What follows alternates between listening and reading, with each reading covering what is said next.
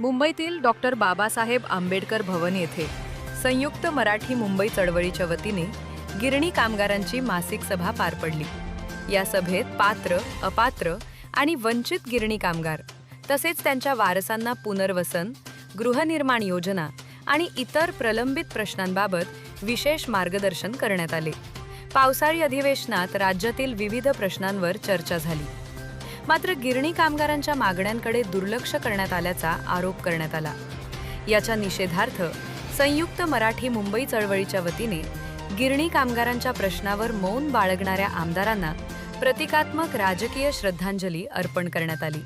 तसेच गिरणी कामगारांना न्याय मिळवून देण्यासाठी लढा अधिक तीव्र करण्यात येणार असल्याचा निर्धार यावेळी व्यक्त करण्यात आला।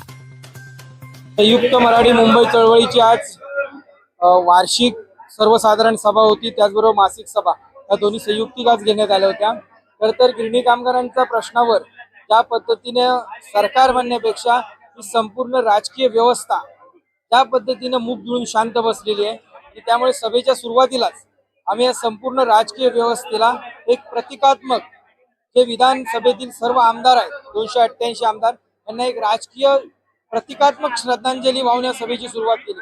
कारण संपूर्ण पावसाळी अधिवेशनात कोणत्याही प्रतिनिधीला, जे प्रतिनिधी महाराष्ट्राचं नेतृत्व विधान भवनामध्ये करतात, त्याला कोणालाही वाटलं नाही की माझ्या गिरणी कामगाराबद्दल काही बोलावं, गिरणी कामगारांचा प्रश्न कसा सोडवणार, अशा पद्धतीने सरकारला काही प्रश्न विचारावे।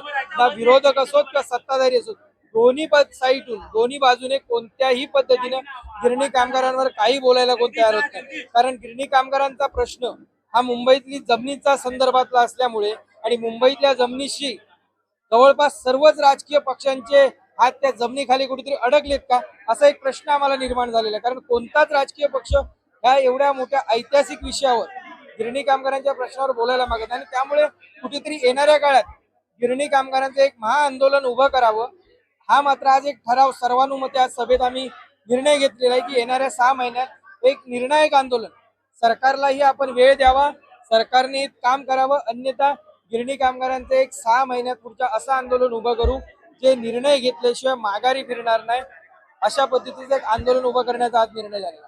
आणि त्याचबरोबर मग संक्रमण शिबिराची घरं असतील किंवा आमची मातुल सेंचुरी मिलची जागा असेल, पुन्हा भायखळ्याची आमची खटाव मिलची म्हणजे बोरिवलीची खटाव मिलची जागा असेल, अशा अनेक विषयावर चर्चा करण्यात आली। शासनानं प्रशासकीय व्यवस्थेची जी एक समिती गठीत केलेली आहे, असीम गुप्ता यांच्या अध्यक्षतेखाली तिची बैठक झाली आणि त्या बैठकीत जे काही आश्वासनं असीम गुप्ताने आम्हाला दिलेली आहेत ती निश्चितपणाने शासनानं पूर्ण करावीत आणि गिरणी कामगारांच्या घरांचा प्रश्नाचा एक टप्पा पुढे जाऊन गिरणी कामगारांसाठी कुठेतरी यश मिळते असं सरकारने माननीय एकनाथराव शिंदे साहेबांनी आज दाखवून देण्याची वेळ आलेली आहे। त्यामुळे एकनाथराव शिंदे साहेब आणि देवेंद्र फडणवीस यांना आम्ही विनंती केलेली आहे आजच्या सभेतून की गिरणी कामगारांच्या प्रश्नावर तुम्ही कुठेतरी निर्णय घ्याल, अशी आम्हाला अपेक्षा आहे। कारण दरवेळी काँग्रेसच्या काळात गिरणी कामगारांची वाट लागली, गिरणी कामगारांचा जो काही कायद्यामध्ये बदल करण्यात आले ते विलासराव देशमुख यांच्या काळात करण्यात आला अशा अर्थानं नेहमी सांगितलं जातं आणि भाजप किंवा आताचं जे सरकार आहे ते आपली बाजू कुठेतरी त्याच्यातून अंग काढून घेण्याचा प्रयत्न करतो। तर आम्ही त्यांना तोच प्रश्न विचारलेला आहे, तर त्यांनी त्यावेळीच्या सरकारने बिल्डर लोकांसाठी असेल किंवा धनदांडग्यांसाठी जर कायद्यात बदल केले तर आज तुम्ही स्वतःला सर्वसामान्यांचं सरकार म्हणता, मग गिरणी कामगारांसाठी पुन्हा तुम्ही त्या कायद्यात बदल का करू शकत नाही? मात्र ह्या प्रश्नाची उत्तरं कुठेही सरकारकडे नाही। आणि एक सर्वसामान्यांचा आजपर्यंत कुठेतरी नेत्यांनी मिळून किंवा नेतृत्वाने उभा केलेले लढे आपण पाहिले गिरणी कामगारांचे, आज सर्वसामान्य गिरणी कामगार एकत्रित येऊन पुढच्या 6 महिन्यात असा लढा उभारेल जो मुंबईतला अधिकार मिळवून घेतल्याशिवाय मात्र मागे हटणार।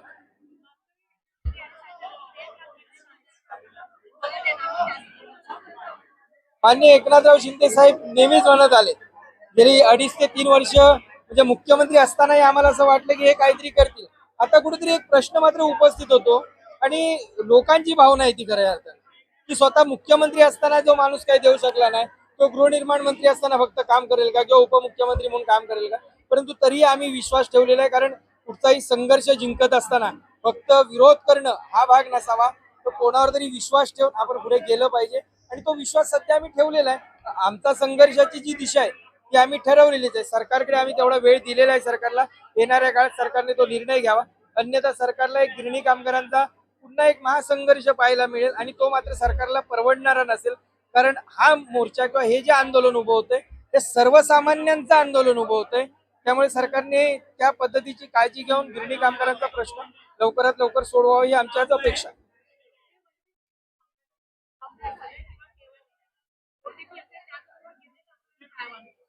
ओटीपीच्या संदर्भात ज्यावेळी आम्ही वारंवार माननीय असीम गुप्ता गृहनिर्माण अप्पर सचिव यांना वारंवार याची सूचना दिली होती की ओटीपी घेऊन फसवणूक होते, ओटीपी घेऊन फसवणूक होते, तुम्ही त्याचा डीपीआर देऊ नका. परंतु राजकीय व्यवस्थेबरोबर या प्रशासकीय व्यवस्थेला सुद्धा इतकी काय घाई होती की तिथला डीपीआर दिला गेला, कुठची पडताळणी झाली नाही. आजही लोकांचे फोन येतात, आजही लोकांचे तक्रारी आलेले आहेत. आजही आम्ही पत्र पाठवतो शासनाला की हे कुठेतरी थांबवा. परंतु हे प्रकार न थांबवता तिथल्या फसवणुकीच्या संमतीपत्राच्या आधारे शासनानं आणि प्रशासनानं हा जो काही डीपीआर काढलेला आहे तो निश्चितपणाने गिरणी कामगारांची जाणीवपूर्वक या प्रशासकीय व्यवस्थेने केलेली फसवणूक आहे आणि त्याला कुठेतरी गृहनिर्माण अप्पर सचिव असीम गुप्ता हे जबाबदार आहेत. त्यांनी ती जबाबदारी स्वीकारून जी काही चूक झालेली आहे, जी काही गिरणी कामगारांची फसवणूक झालेली आहे तिच्यावर योग्य निर्णय घ्यावा आणि गिरणी कामगारांना पुन्हा संमतीपत्र रद्द करण्याची एक संधी द्यावी. तर हा कुठेतरी विषय न्यायाचा ठरू शकतो.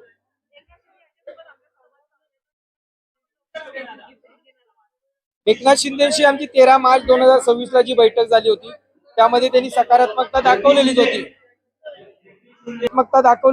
परंतु त्यानंतर खासदार माननीय श्रीकांत शिंदे यांच्याशी आमची बैठक झालेली आहे.